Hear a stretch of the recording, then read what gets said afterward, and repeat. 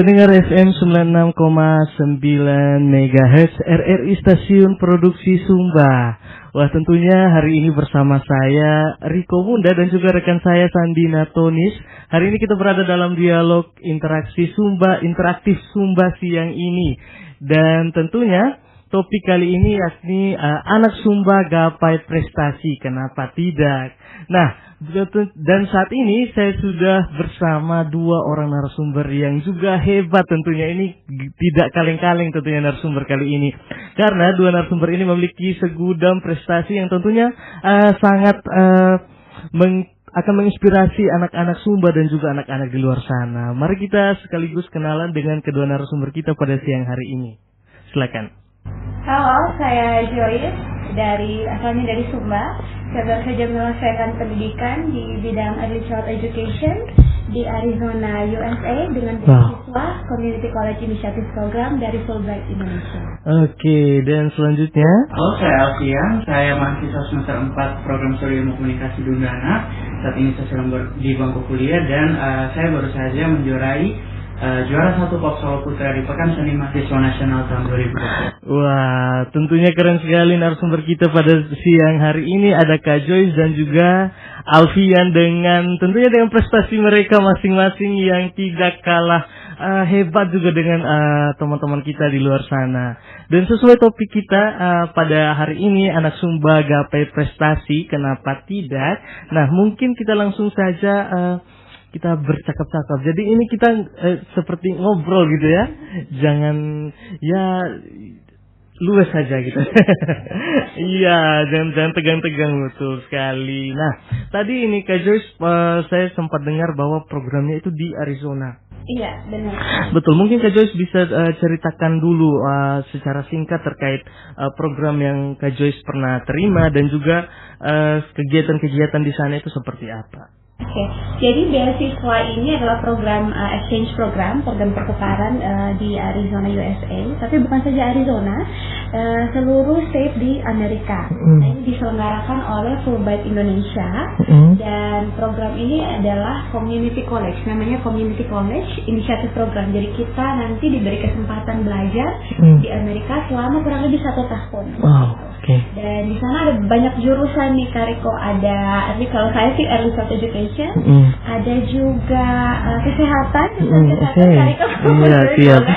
Ada juga jurusan agriculture, pertanian, IT juga ada. Jadi itu sebenarnya beasiswa ini membuka kesempatan untuk siapa saja, bisa dicek langsung di website-nya amina.org.id. Kemarin saya ambil Early Child Education. Oke, baik, siap. Early Child Education itu pendidikan anak usia dini ya, betul. Oke, bisa juga saya mendapatnya. Ya, berarti program di sana selama 1 tahun tinggal di USA. Tinggal di USA. Wow, mungkin sebentar lagi baru kita gali lebih dalam itu tinggal di sana itu seperti apa. Nah, kalau dari Alfian sendiri, ini kita bisa bilang prestasinya prestasi bakat minat gitu ya. Nah, kalau dari Alfian sendiri ini coba sampaikan kemarin itu dapat prestasinya atau dapat juaranya itu di kegiatan apa? Oke, jadi kemarin itu sempat ikut lomba. Pertamanya itu di sekitaran kampus dulu, mahasiswa NTT gitu. Ikut namanya Pekan Seni Mahasiswa di Undana gitu. Waktu itu ikut Solo Pop Putra dan puji Tuhan juara 1. Dan dari seluruh lomba juara 1 ada juga yang Solo Pop Putri, ada juga yang tari, ada juga yang fotografi, seni lukis. Dan itu yang semuanya yang juara diberangkatkan ke Jakarta, tepatnya di Universitas Negeri Jakarta, untuk lomba bersama teman-teman dari provinsi-provinsi yang lain gitu, nasional gitu. Dan waktu itu puji Tuhannya waktu lomba di nasional, waktu itu feelingnya juara 3 gitu. Waktu juara 3 karena lihat sempat di reply penampilan peserta-peserta lainnya, udah ini pikir juara 3 kayaknya bakal juara 3 deh gitu. Tapi waktu dibaca juara 3 dari provinsi lain, juara 2 dari provinsi lain, down. Itu kita kontingen sudah mau pulang, sudah bergegas mau pulang, sudah siap-siap. Tiba-tiba juara 1 dibaca dari NTT, ya sudah. Wah. Langsung kayak speechless. Oke. Turun panggung air mata turun. Asik, iya. Pokoknya kita kayak bersyukur kan, tapi memang gugup juga kalau kita dibaca dari juara 5, 4, 3 gitu. Kok nama kita di mana, kapan gitu. Dan ternyata memang juara 1 ya. Oke, nih keren.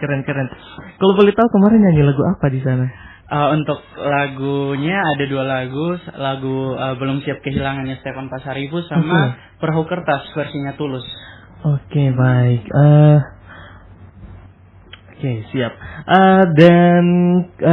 Nah, kita ini kan kalau mau menggapai suatu prestasi begitu, tentunya mungkin kita punya seseorang yang kita anggap, wah ini dia sangat menginspirasi saya, atau dia mungkin role model ya kita sebutnya ya.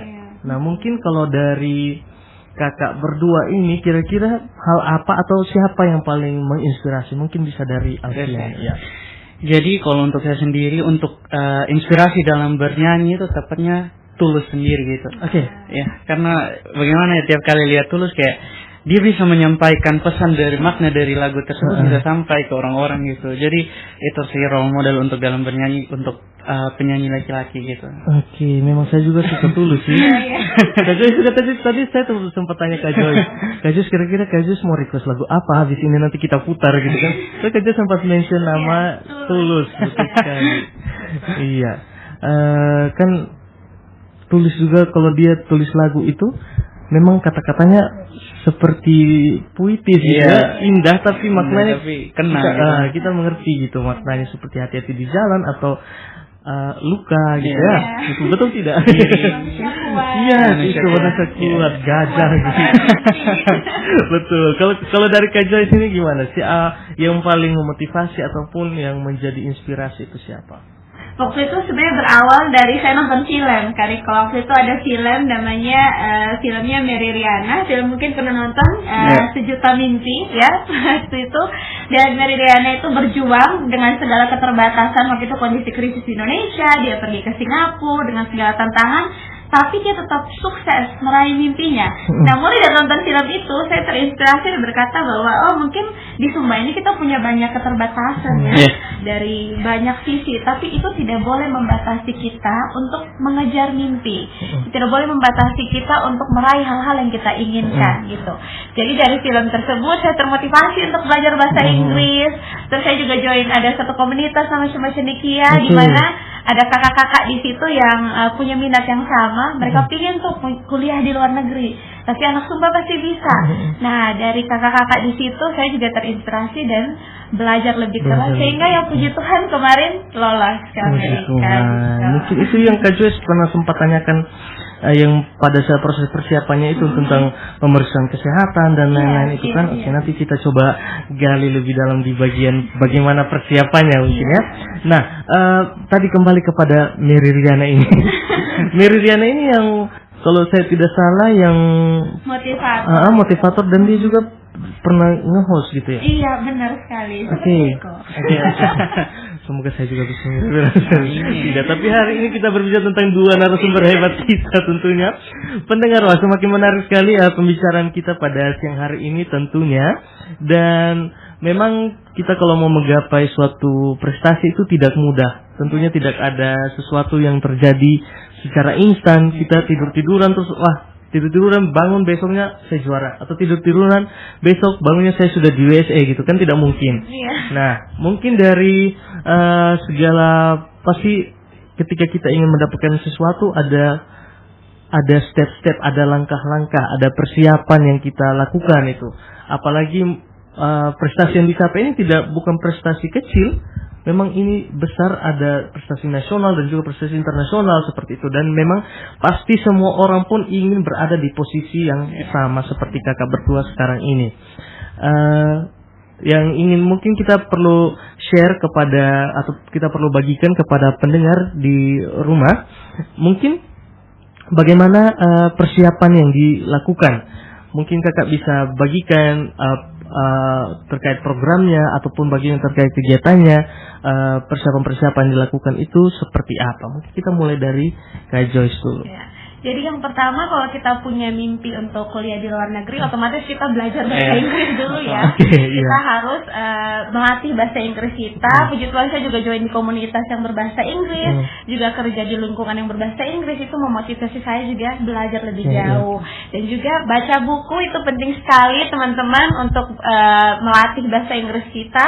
Lalu selain bahasa Inggris juga beasiswa ini juga kita harus cari tahu gitu. Kalau saya kemarin beasiswa dari Fulbright, Community College Initiative Program, prosesnya itu cukup panjang. Ada proses administrasi, ada proses interview, dan ada juga proses kesehatan. Kita ada cek kesehatan. Yang dari administrasi itu saya harus siapin esainya dalam bahasa Inggris. Makanya saya bilang langkah awal kita persiapkan bahasa Inggrisnya, mentalnya juga kita siapkan, harus siap gagal ya. Kalau kita daftar bahasa Inggris siap gagal. Habis itu ada juga kalau lulus administrasi, esainya masuk, ada interview. Jadi interview kita dikirim ke Jakarta waktu itu. Terus interviewnya langsung dengan direktornya dari Amerika juga datang interview kita waktu itu. Setelah lulus ada medical check up atau cek tes kesehatan gitu. Setelah itu kita urus visa dan lanjut langsung. Kalau lulus setiap step itu. Gaskan di sana ya. Gaskan gitu. Berarti memang ada beberapa tahapan yang perlu dilewati tadi. Yang pertama belajar bahasa Inggris dulu tentunya. Terus yang kedua ada seleksi administrasi. Dan mungkin pada saat sebelum seleksi administrasi kita perlu baca-baca dulu juga kan. Apa namanya itu seperti buku panduannya atau guideline-nya. Mungkin kita perlu tahu supaya pada saat langkah-langkah berikutnya kita sudah melakukan persiapan langsung gitu. Jadi tidak kaget saat seleksi administrasi terus tiba-tiba harus berhadapan dengan wawancara gitu. Maksudnya kan apalagi wawancara tadi Kak Joyce katakan bahwa wawancaranya itu langsung dengan orang direkturnya dan juga orang Amerikanya langsung datang. Wah, itu kalau saya kayaknya 1 bulan tidak cukup itu. Dan persiapan lebih ekstra seperti itu kan pasti banyak sekali yang ditanyakan mengenai kontribusi kita dan lain-lain seperti itu. Dan selanjut tadi seleksi administrasi, terus juga mungkin pendengar bisa catat supaya nanti ada pendengar yang ingin mengikuti program yang sama kan berpeluang juga. Tidak semua orang pasti punya kesempatan yang sama. Administrasi, interview, terus apalagi tes kesehatan. Oke, visa ini yang dibiayai oleh Fulbright sendiri, jadi kita tidak perlu khawatir kalau kita sudah melewati proses interview, terus kita juga melewati proses medical check up. Untuk visanya itu biasanya akan dibantu sepenuhnya oleh pihak Aminef gitu. Jadi easy peasy. 100% dibiayai. Dibiayai 100%. Jadi sekolah gratis. Pada saat interview juga ke sana dibiayai. Dibiayai juga. Tiket pesawat dibiayai, hotel semuanya dibiayai. Nah, itu siapa yang tidak tergoda ini? Makanya rajin belajar betul sekali ya. Dan perkuat lagi bahasa Inggrisnya tentunya. Nah, terima kasih Kak Jo. Sekarang berlanjut ke Alfian nih. Nah, kalau Alfian sendiri kan, wah ini juga saya rasa latihannya pasti jor-joran sekali ini. Tidak main-main latihannya sampai juara nasional. Nah, dari Alfian sendiri mungkin bisa ceritakan, bagikan kepada pendengar kira-kira persiapan yang dilakukan itu seperti apa. Oke, jadi baik. Persiapannya seperti yang bilang tadi, itu lomba dulu awal. Terus selama 1 tahun itu persiapan 2 bulan, tepatnya 2 bulan sebelum lomba itu baru diurus kayak administrasi berkas yang dikirim ke sana. Terus udah dikirim, tunggu waktu latihan, tiba-tiba dihubungi 2 minggu sebelum lomba, dikasih tahu lagunya ini, terus kayak tata cara lombanya begini, nanti akan lomba di mana. Ya sudah, dari situ pihak kampus sudah mulai menghubungi kami para peserta. Ada dibagi kayak 1 orang itu 1 pendamping yang latih kita. Jadi untuk proses latihannya tuh memang seperti yang Kak Riko bilang tadi, itu yang sangat jor-joran, harus siap sampai suara hilang gitu, harus siap juga. Karena bagaimana proses latihannya ini kayak pulang kampus terus lanjut latihan sama lagu yang tingkat kesulitannya juga sulit menurut saya, karena ada beberapa part yang dimana kita harus menyampaikan itu dengan emosi kita, rasanya kita harus kasih balance supaya tidak terlalu too much itu lagu, supaya pendengar juga dapat mendengar lagu ini dengan baik gitu kan. Jadi akhirnya latihan 2 minggu itu berangkat juga itu sebelum lomba full latihan juga di hotel gitu, tidak makan makanan pedas, pokoknya yang berminyak tidak dilarang, itu dilarang sama sekali. Dan kita kayak keluar tuh hanya mau ambil barang atau apa, terus masuk kembali malam latihan gitu sampai hari lombanya. Itu hari lombanya itu kita ada sekitar 28 orang dari 28 provinsi. Dan waktu itu ada beberapa saingan juga yang menurut saya berat, karena bisa dilihat bahwa teknik vokal dari orang-orang luar juga tidak main-main gitu. Apalagi kayak bahkan ada peserta alumni Idol, Indonesian Idol yang ikut, alumni The Voice yang ikut gitu loh. Serius. Akhirnya sudah dari situ juga ya cari channel sudah banyak teman. Iya, gitu, betul. Itu sih kurang lebihnya begitu, dan akhirnya bisa juara gitu. Iya, memang soal lomba, kita bilang lomba nyanyi di Peksiminas ini ya. Nah, memang terkadang orang melihat bahwa dia sudah punya bakat, berarti dia tidak akan, sudahlah dia memang bisa menyanyi, pasti dia begini pasti. Tapi sebenarnya tidak seperti itu. Memang persiapan yang dilakukan pasti akan ini capek, terus mental juga harus siap. Betul, mengorbankan waktu, apalagi di sementara kuliah gitu kan. Sementara kuliah kita harus mengatur manajemen waktu tugas dan kita latihannya seperti apa. Dan apalagi tadi dikatakan bahwa lagunya dikasih 2 minggu sebelum lomba. Sebelum itu, dan pasti itu ada beberapa lagu kan? Iya, ada di beberapa lagu, list lagu gitu. Disuruh pilih. Disuruh pilih. Jadi kita sendiri yang pilih. Lagu wajibnya itu yang tadi belum siap kehilangan, itu lagu wajib. Terus ada 5 lagu pilihan, dan akhirnya pilih lagu Perahu Kertas. Oke, betul. Saya kira memang harus sampai di sana baru ditarik apa istilahnya itu? Tarik lot. Iya gitu. Terus kita latihan semua 5 lagu itu, Bro. Dan memang kita pilih lagu memang harus sesuai dengan kemampuan kita, harus sesuai dengan karakter kita. Jangan kita punya suara genrenya mungkin pop biasa terus kita dapat lagunya yang ngerok gitu. Mana bisa gitu. Dan memang dalam menghiasi apa tadi Alfian bilang supaya jangan too much, itu apa tadi? Menyampaikan lagunya gitu. Menyampaikan lagunya itu jangan berlebihan, jangan harus balance semua gitu. Iya, kadang memang saya mengakui bahwa di luar mungkin tekniknya oke gitu. Gitu. Tapi memang kembali lagi apakah dengan teknik seperti itu bisa sampai ke hati atau tidak? Karena orang bijak pernah berkata asik. Apa yang kita lakukan dari hati tentunya akan sampai ke hati gitu. Yes. Mungkin bisa dijadikan story after ini ya. Iya. Oke. Nah, dari persiapan itu, nah kita gali lagi nih. Kira-kira tantangan ataupun hal yang menjadi kesulitan, yang menjadi tantangan yang dihadapi selama persiapan, baik sampai pada saat pelaksanaan lomba atau pelaksanaan program yang dijalani, itu kira-kira yang paling dirasakan sampai mungkin bisa sampai mengeluarkan air mata gitu. Kira-kira apa? Mungkin dari saya, kan ini lomba ini membawa nama kampus dan provinsi gitu. Iya, otomatis tidak mudah untuk siap, kita mental juga harus siap gitu supaya apalagi kalau kalah gitu kan. Sempat pikir bahwa sudah dibiayai begini-begini sampai di sana, tiba-tiba kalau kalah tidak bawa pulang apa-apa, itu kayak itu yang sangat menjadi pikiran sih Kak. Dan yang kedua tuh pasti tentang kesehatan, apalagi perbedaan cuaca antara NTT dan Jakarta itu sangat berbanding jauh. Sampai di sana itu hal yang pertama paling ditekankan itu adalah kesehatan gitu. Nanti suara bisa hilang atau bagaimana, dan puji Tuhan aman gitu. Iya, betul. Nah, memang kalau ngomong soal kesehatan, terkadang memang kita yang saking takutnya justru penyakit itu datang gitu. Iya, saya kadang kayak seperti ada kegiatan ini nih. Nah, karena kita Tuhan jangan sakit gitu. Nah, tiba-tiba sakitnya datang. Wah, parah itu. Apalagi yang berkaitan dengan flu. Itu kan penyakit yang paling ditakuti oleh penyanyi, takut suaranya hilang dan lain-lain. Makanan pedas. Betul tadi yang bilang. Saya rasa pasti sehabis lomba itu langsung dihajar itu makanan pedas, dingin, es krim semua, apalagi di Jakarta gitu kan. Itu langsung habis lomba langsung izin ke pelatih, Pak saya mau makan ini. Langsung. Kalau boleh tahu siapa nih pelatihnya dulu? Pak Karolus Budiman Jamal. Keren. Nah, kalau dari Kak Joyce ini kira-kira pasti punya juga dong tantangan, mungkin dari segi apa gitu? Ya, dari Sebenarnya pas sudah di sana sih tantangan terbesar itu karena takut, kita kan dari Sumba ya, kita takutnya kalah saing ya dengan di luar sana, apakah saya juga ketinggalan dari berbagai sisi pelajaran. Tapi ternyata dia punya suasana belajar di Amerika tuh sangat positif.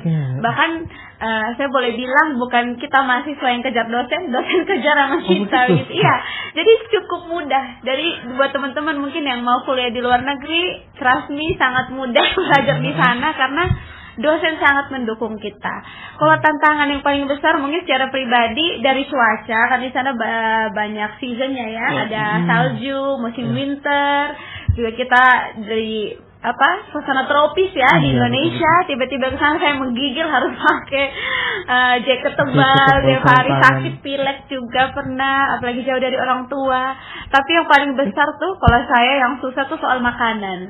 Iya, makanan itu saya 2 minggu waktu itu tiba di Amerika itu tidak bisa makan sama sekali karena tidak ada nasi. Kalau orang Indonesia kan tidak ada nasi berarti belum makan.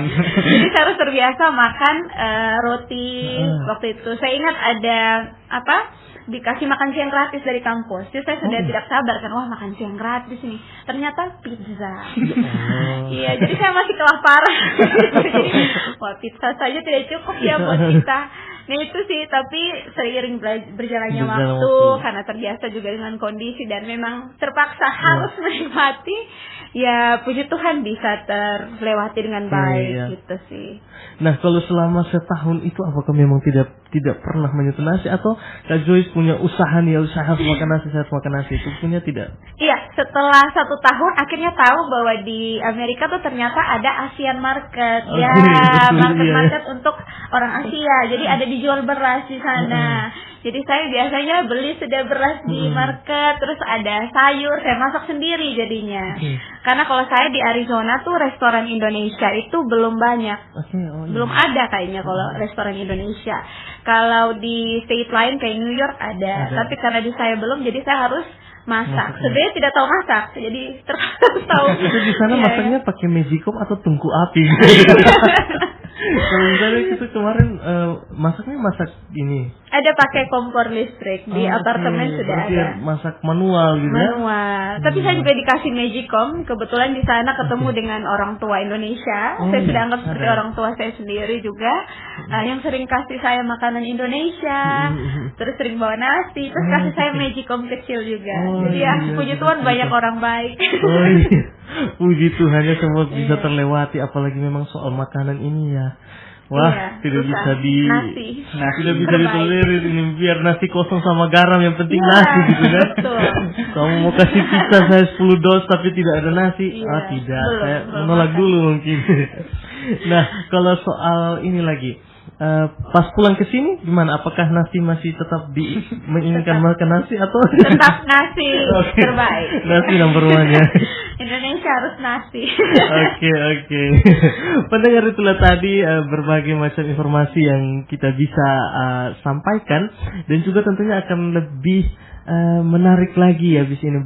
Masih ada beberapa topik yang perlu kita gali dari kakak berdua ini, Kak Joyce dan juga Kak Alfian. Namun sebelum itu kita jeda dulu ya. Mungkin mau minum air dulu gitu. Oke, kita akan bertemu lagi setelah lagu yang satu ini. Lagu ini request khusus dari Kak Joyce. Ya, katanya sambil belajar dia sering dengar lagu ini. Oke, ini lagu Unstoppable dari Syah.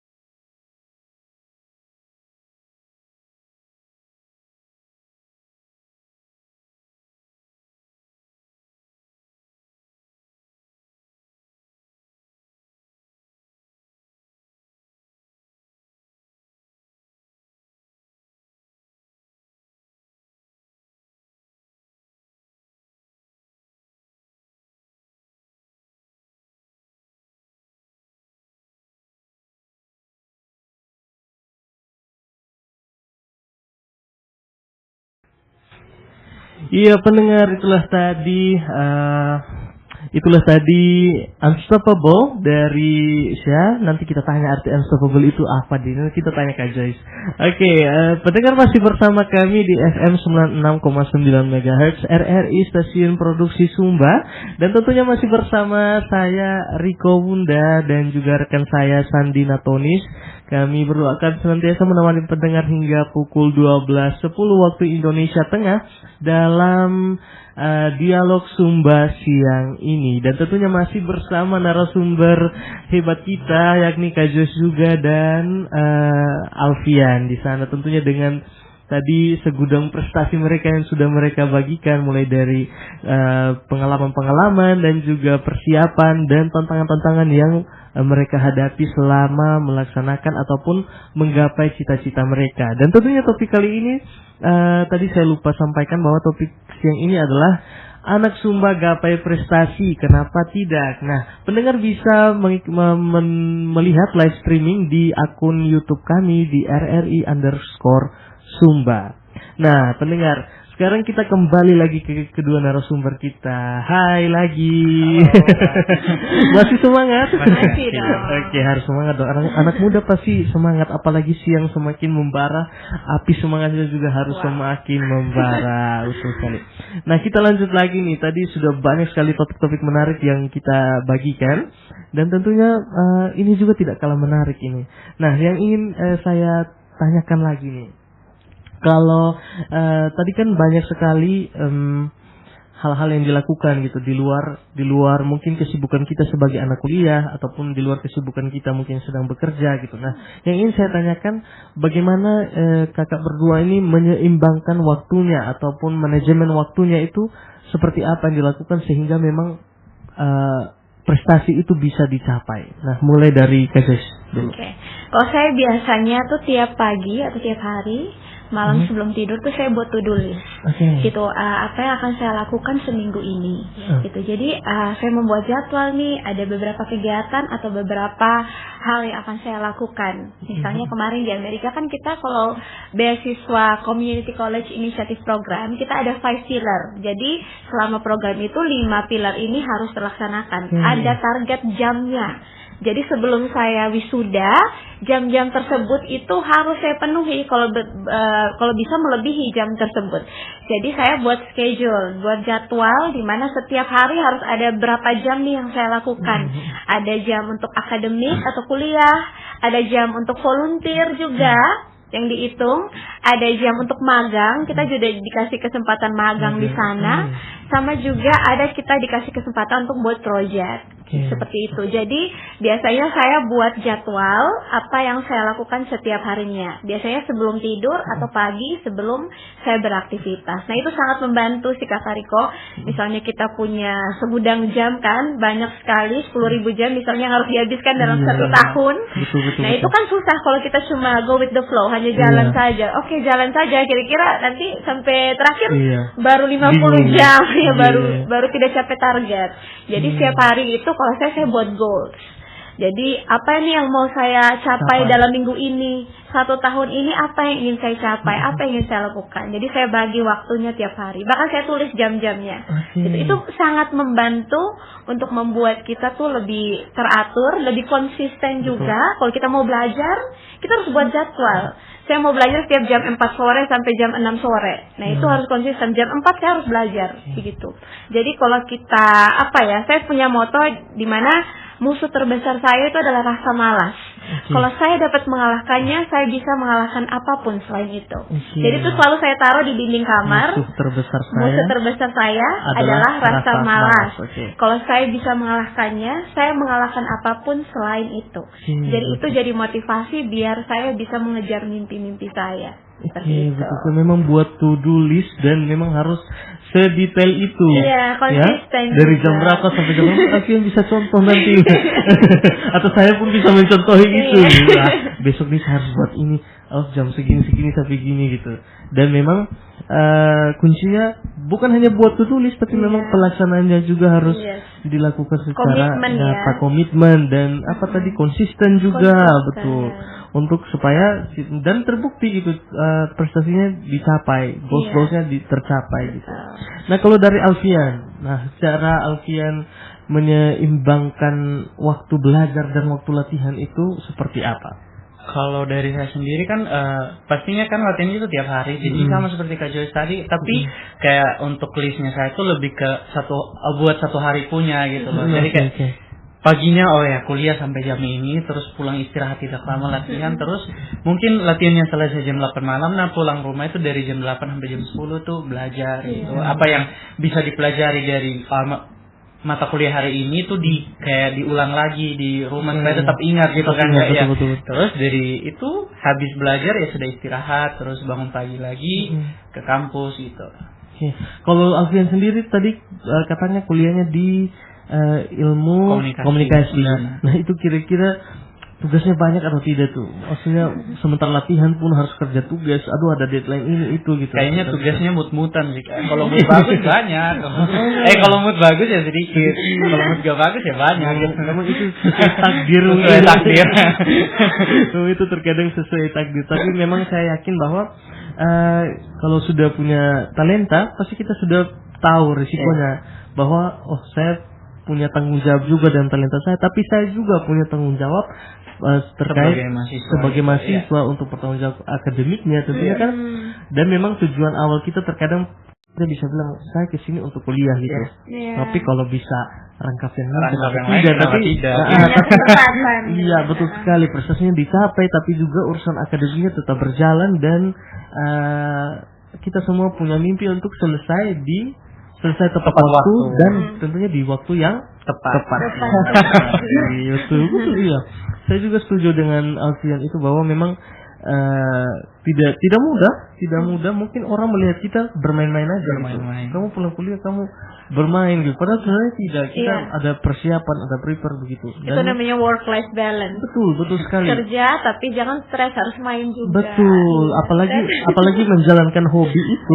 Betul. Itu kan seperti healing gitu. Iya, healing. Menghasilkan cuan gitu. Betul Karena apa-apa pasti butuh cuan. Tapi cuan bukan segala-galanya ya pendengar ya. Tetap kita harus jangan lupa berdoa dan jangan lupa tetap berusaha. Betul sekali. Nah, kalau selain dari itu peran keluarga selama pastikan kita tidak berusaha sendiri selama ini, keluarga di belakang itu pasti selalu punya perannya tersendiri. Nah, kalau dari Alfian atau Kak Joyce, peran keluarga seperti apa dari Alfian? Mungkin dari saya untuk keluarga dalam bidang bermusik khususnya saya itu mungkin itu sangat mendukung sekali dari segala apapun yang dipersiapkan ketika mau lomba atau mau tampil itu pasti didukung. Mungkin tidak terlalu dalam hal-hal yang tapi pastinya berdoa itu dukungan paling besar menurut saya, itu doa dan kayak oke, kakak semangat, kakak pasti bisa gitu. Itu yang buat saya tidak mungkin orang bisa kasih jatuh saya karena orang tuanya saya sendiri percaya kepada saya dan saya juga harus percaya kepada diri saya sendiri bahwa saya bisa gitu. Iya, betul, memang doa orang tua itu paling menembus langit. Awan setebal apapun itu kalau orang tua sudah berdoa, itu kita harus hati-hati tuh ya, betul sekali. Kalau Kak Joyce bagaimana Kak Joyce, peran keluarga? Iya, kalau keluarga selalu mendukung apapun yang saya kerjakan. Bahkan saya sering sharing juga mimpi-mimpi saya. Tahun ini saya ingin buat ini. Iya, biasa kita jadi keluarga tuh seperti sahabat ya. Kita berbagi cerita apa yang kita alami, suka duka. Selama di Amerika juga mereka selalu konsisten telepon.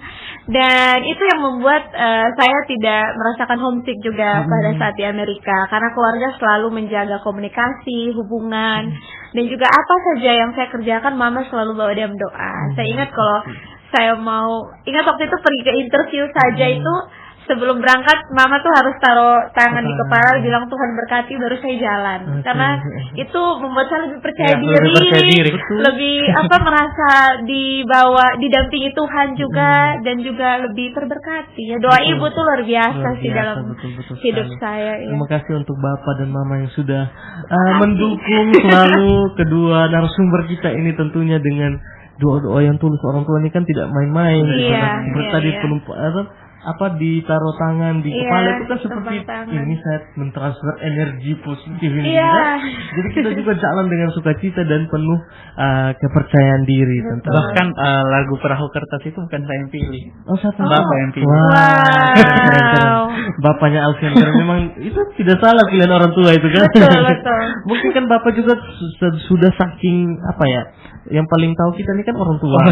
Jadi mungkin itu bapak tahu, oh tipe suara Alfian ini seperti yang dia cocoknya, mungkin bawakan lagu ini. Pasti saya yakin seperti itu.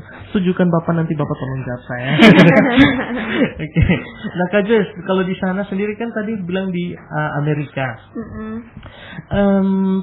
Apakah selama ini perbedaan waktu itu menjadi tantangan atau tidak? Karena kita tahu mungkin perbedaan waktunya berapa jam ya dengan Sumba dengan Arizona. Kalau tidak salah 14 sampai 15 jam. Berarti 15 jam. Bisa dibilang di sini pagi, di sana malam. Iya. Nah, itu kira-kira komunikasinya seperti apa gitu? Biasanya saya selalu telepon orang tua kalau sudah malam di sana sekitar jam 11, 12 malam. Kalau di sini kan pagi ya. Jadi itu biasanya saya selalu telepon. Kadang juga kalau saya teleponnya pagi, mereka sudah malam di sini. Jadi kadang saya bangun sekitar jam 4 atau 5 subuh. Di sini kan sudah lumayan petang, masih petang jam 8 belum tidur kan. Betul. Jadi saya biasanya bangun jam 5 pagi untuk telepon. Setelah itu karena biasanya saya belajar pagi juga atau belajar malam. Jadi tidak terlalu mengganggu sih menurut saya, karena kita juga menjalankan tugas kan sebagai pelajar di sana, beasiswa. Siap. Memang ya kesulitan itu pasti ada solusinya ya. Iya. Kita bisa googling juga kan kayak sekarang di Amerika jam 12, di Sumba jam berapa gitu. Pasti bisa lah itu. Oke, sekarang kita lanjut. Kira-kira nih sekarang kita berbicara terkait sebagai anak yang berprestasi, sebagai orang muda yang berprestasi. Kira-kira apa yang perlu kita lakukan untuk meningkatkan prestasi teman-teman kita ataupun adik-adik kita di Sumba? Kira-kira dan juga mungkin kontribusi apa yang kakak berdua punya rencana nih? Wah, kalau saya pulang Sumba saya harus buat ini gitu. Tidak perlu yang besar-besar juga, tetapi mungkin yang punya dampak besar untuk kemajuan Sumba tercinta ini. Mungkin dari Alfian dulu. Kalau mungkin dari saya harapan terbesarnya sih, tapi kayak untuk saat ini kan masih dalam proses kuliah dan masih perencanaan, dan harapan terbesar saya tuh mungkin nanti di Sumba khususnya di WK Bubak itu bisa bangun rumah musik sendiri gitu. Betul, setuju. Untuk karena saya lihat di sini kayak banyak adik-adik yang masih kecil, bahkan yang sudah sampai SMA sekarang itu kayak punya potensi yang besar dalam bidang seni, khususnya tarik suara gitu. Jadi saya punya harapan kayak punya rumah musik, talenta bermusik, bermain musik, bernyanyi, dan semua yang berkaitan dengan musik itu bisa untuk dikembangkan lebih luas lagi supaya kita tidak kalah dengan yang di luar sana gitu. Betul. Karena potensi yang kita punya itu sangat besar. Bahkan besar, dan juga adik-adik punya potensi ini juga tidak main-main gitu. Memang potensinya ada, apalagi yang bibit-bibit baru adik-adik kita ini kan, wah itu apalagi sudah terekspos juga dengan dunia luar seperti YouTube, seperti ini kan bisa dimanfaatkan juga untuk kita bisa menjadi wadah kita berbagi talenta kita. Betul sekali. Wih, menarik juga nih. Jadi apa tadi membangun rumah musik semua, keren itu. Nanti ya semoga ada ya. Semoga tercapai. Betul sekali, kita sama-sama doakan ya Kak Joyce, semoga tercapai. Pendengar di rumah juga semoga selalu mendoakan supaya bakat-bakat talenta kita ini bisa terlaksana dengan baik. Nah, kalau dari Kak Joyce bagaimana? Kira-kira kontribusi sekaligus harapan juga mungkin apa yang ingin Kak Joyce sampaikan dan berikan untuk Pulau Sumba tercinta ini? Ya, saya percaya bahwa semua anak Sumba itu punya potensi, dan semua potensi itu bisa kita gunakan untuk membangun Sumba juga.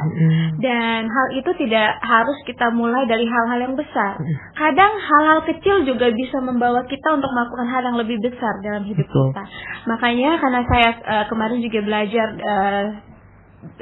berkontribusi di bidang pendidikan, jadi kebanyakan kontribusi saya berikan kepada anak-anak didik saya.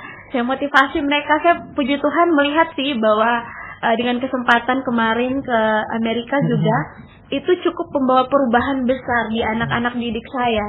Jadi ketika saya pulang kemarin sempat bincang-bincang, mereka sempat berkata bahwa kita terinspirasi sama Miss Joyce, karena Miss Joyce sekarang kita percaya bahwa tidak ada mimpi yang terlalu kecil untuk dicapai gitu. Dan saya juga selalu support anak-anak. Saya percaya bahwa satu hal kecil yang saya lakukan itu sebenarnya bisa bawa dampak besar buat mereka.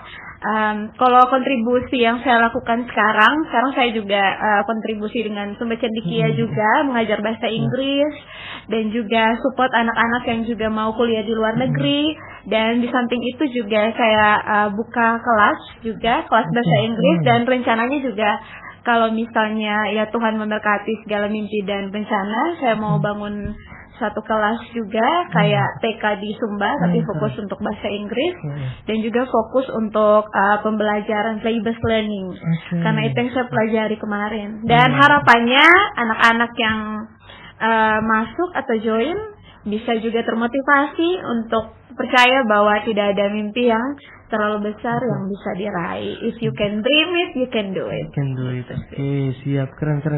Nah, apalagi kemarin Kak Joyce punya program itu kan yang diambil sana Early Child Education, yang jadi fokusnya memang di anak-anak usia dini. Betul sekali. Nah, pendengar, tentunya banyak sekali informasi menarik yang bisa kita dapatkan siang hari ini. Namun ini adalah terakhir sudah. Terakhir mungkin saya minta closing statement ataupun pernyataan terakhir nih dari Alfian dan juga Kak Joyce. Mungkin Alfian juga bisa sepenggal sedikit nyanyi lagu Perahu Kertas. Mungkin saya juga sebait aja, tidak perlu full gitu. Mungkin bisa sekaligus dengan closing statementnya. Silakan. Langsung resnya saja. Langsung silakan.